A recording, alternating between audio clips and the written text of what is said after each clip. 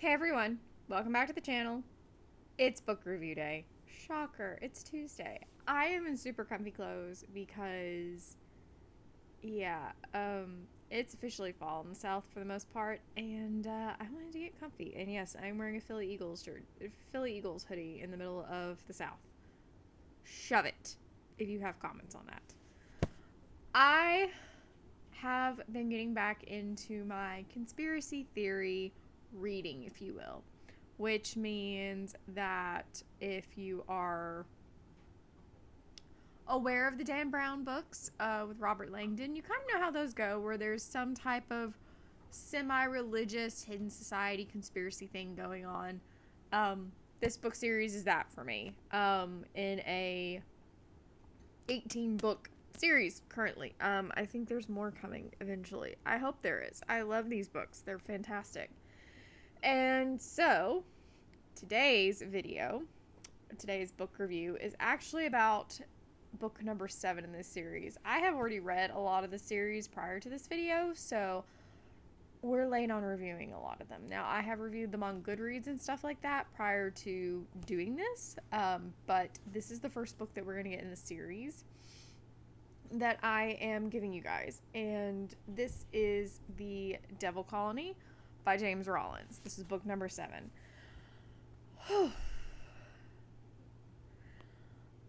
I had stepped away from these books for multiple reasons, just because I didn't have some of the next books in the series and I went and finally got them. And I absolutely love these books. These are some of my favorite books in the whole entire world. If you really love the Robert Langdon books by Dan Brown, like Inferno, The Da Vinci Code, and everything, you will love these books. This is book, like I said, book number 7 in the Sigma Forest novels. I've pretty much been reading these books since about probably a little before 2017. I think I found them in 2015, but like 2017-ish. So without further ado, and also, I'm trying to structure these a little bit better, which is why I keep kind of looking over to the right. We're eventually going to fix this. I will have my other screen when we do these things so that I can have dual screens and monitors here. But this is your blurb. The gruesome discovery of hundreds of mummified bodies deep in the Rocky Mountains, along with strange artifacts inscribed with an unfathomable script, stirs controversy and foments unrest. When a riot at the dig site results in the horrible death of an anthropologist captured by television cameras, the government focuses its attention on an escaped teenage agitator, the firebrand niece of Sigma Force director Painter Crow. To protect her, Crow will ignite a war across the nation's most powerful intelligence agencies. But the dark events have set in motion a frightening chain reaction, a geological meltdown that threatens the entire western half of the U.S., and the unearthed truth could topple governments as Painter Crow joins forces with Commander Gray Pierce to penetrate the shadowy heart of a sinister cabal that has been manipulating American history since the founding of the 13 colonies.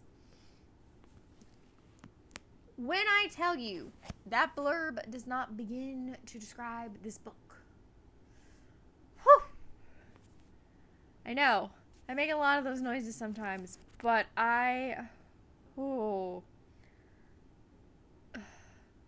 this one, and then it's next book, book 8, which I also am planning on doing a video on.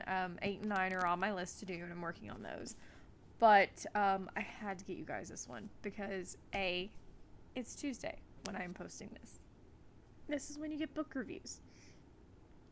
And I have been trying to finish books to give you guys book reviews. So, I thoroughly love these books. I jokingly say, a lot of people are like, well, you know, if you give it 5 stars, it's because it appeased you. And I'm like, no, this ticks a lot of boxes for me.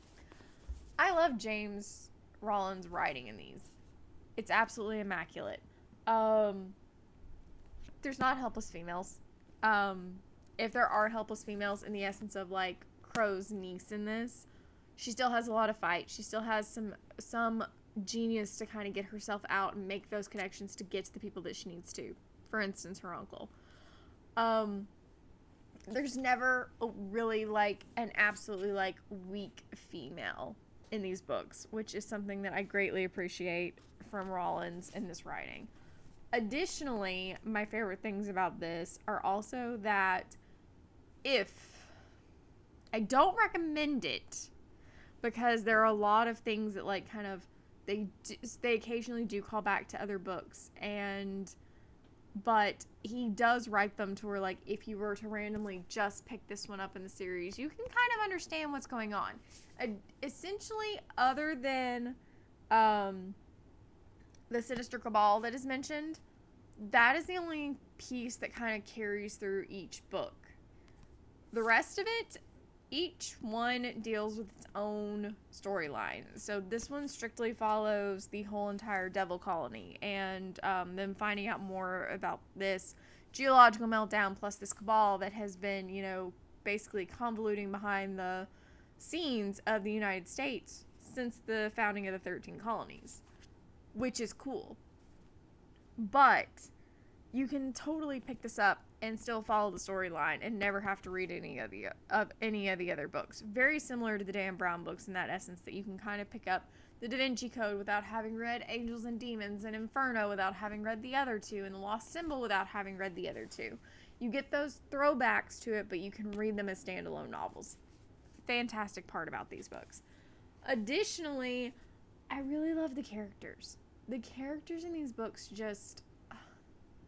You get attached so easily, and let me tell you something.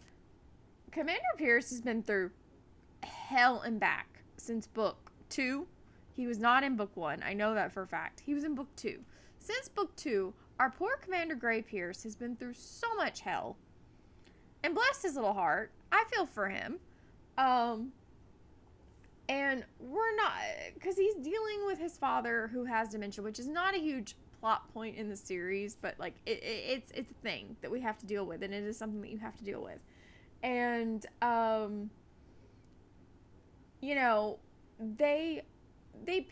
he picks things to write about that are historical in real life.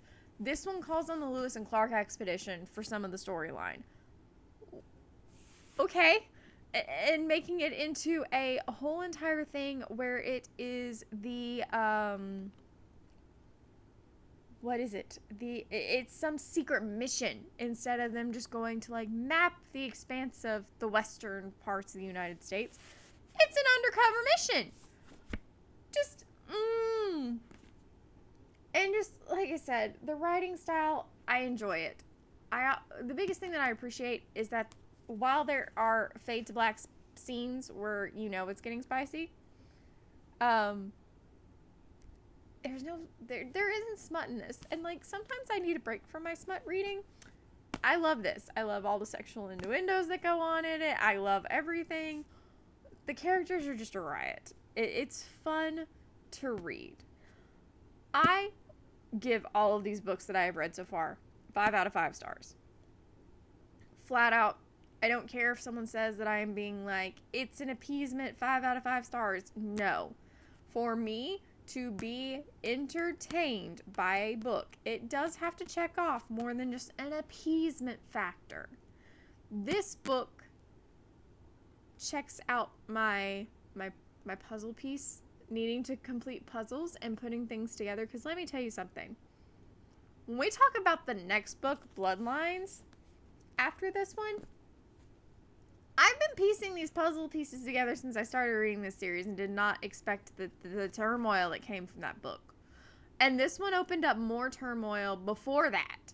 So, like, the things I have learned through reading this series and just knowing that our government is corrupt anyways in the sense of many things. Governmental corruption in some way, shape, or form in these books. I'm telling y'all, it's a good book series. And just in general, they're good books. James has another book series that he wrote with another person that is on my list to read. I haven't read it yet, but it's on my list. I've got the first book. But these are ones that have my heart right now, and I literally am caught up to book 12, I think, in the collection of, like, owning them and getting started. So I finished this one, Bloodlines, and The Eye of God. The Eye of God. Yeah. So 7, 8, and 9 are done. I'm in the middle of reading 10, which is called The Sixth Extinction. And then there's The Seventh Plague. And then I think I'm caught up from there. So I've got a few more books to read to be like caught up to book 18. But seriously, if you like conspiracy theories, they're thriller sci-fi genre. I mean, I personally would put them in the same category as the Robert Langdon books, but that is not how they're classified, you guys. Not classified like that at all. They are actually, hang on, I have my notes. Let me pull my notes up.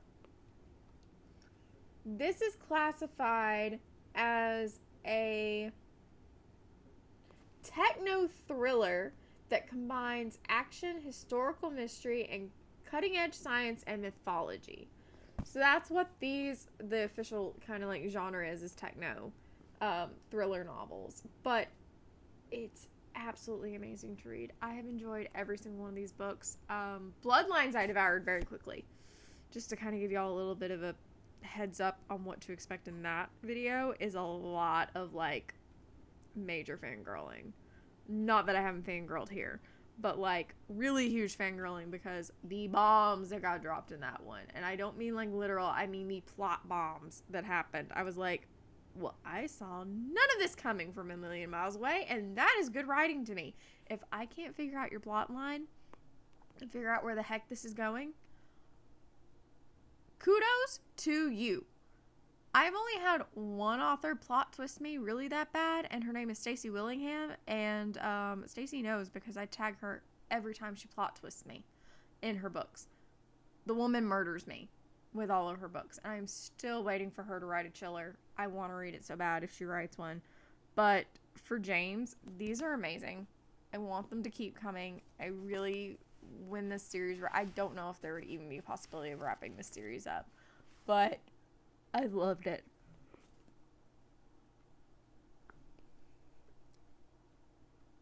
I have loved these books, and I honestly can't wait to continue down my rabbit hole with them. They've kind of become the go-to books right now, which I'm totally fine with, and I will continue to treat them like the go-to books. So yeah, and just to do a little reading check-in as of this video, to kind of give y'all some context of where we're sitting right now. I have finished a total of 30 books. That includes the little novellas in these, so the novellas are counting. And I have officially hit 13,344 pages. Yeah. The month of October alone has resulted in, let me double check that, because I think it was 8 books the last I looked. 8 books, 3,291 pages, and it's apparently taking me an average of 8 days this month to finish a book. But, yeah. So that is where we stand right now on reading goals right now. So I have hit my reading goal. I've hit my book reading goal, and I've hit my page reading goal. My page reading goal was 10,000. My book reading goal was 16 books. So fair explanation here is that I have rules that if I hit my goal, I can add 1 book to my goal for the next year. So if I had only hit the 16, not surpassed it, we'd be looking at 17 books for the goal next year. 2025's official reading goal for books is going to be 18 books. Will I probably overshoot that? Yes. And I do it logically this way because of my brain. My brain, if it sees 100 books, it's going to lose its complete-ish and say we're never going to be able to hit that. But if I slowly start working my way up, I will eventually do it. Same thing with pages. If I meet the goal but I don't surpass it, I can only add 1,000. If I pass the goal, I can add more than that. So I am adding 2,000 to the goal next year. So next year's page reading goal will be 12,000 pages, which means inherently I'm going to have to read over 18 books, but that's okay.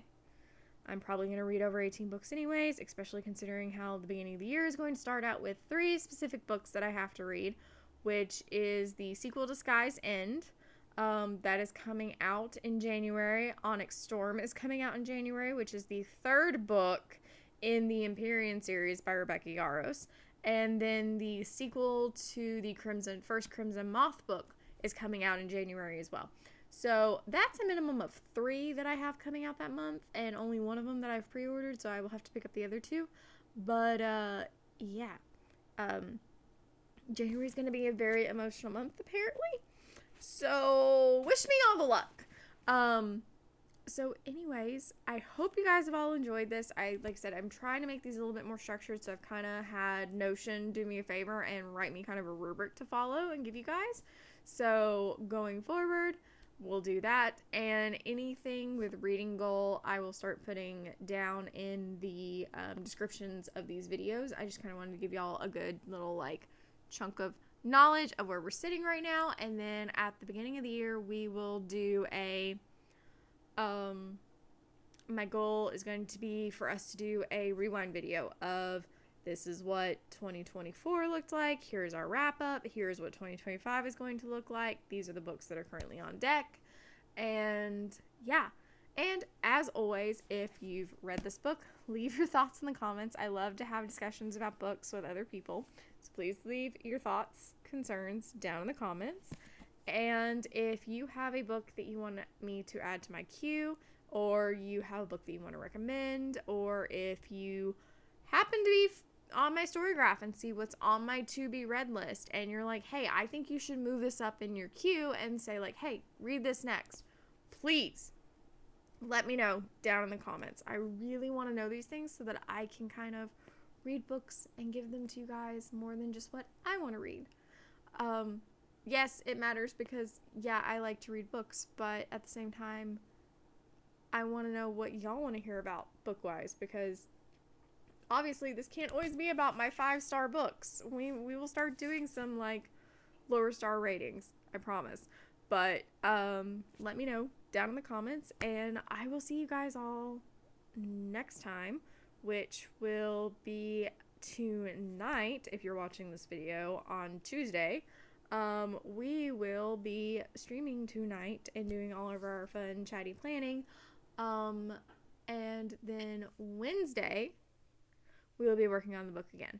I finally hit the 22,000 words that I wanted to hit, but we're gonna aim for, finishing up some stuff. I finished chapter 2, so yay there. But yes, we're gonna do all the fun stuff on Wednesday, and then hopefully this Friday I will have energy for gaming stream, because the last couple Fridays I've been exhausted. So I will see you all tonight for our fun chatty reading stream, and we will continue throughout the week with our content creation as always.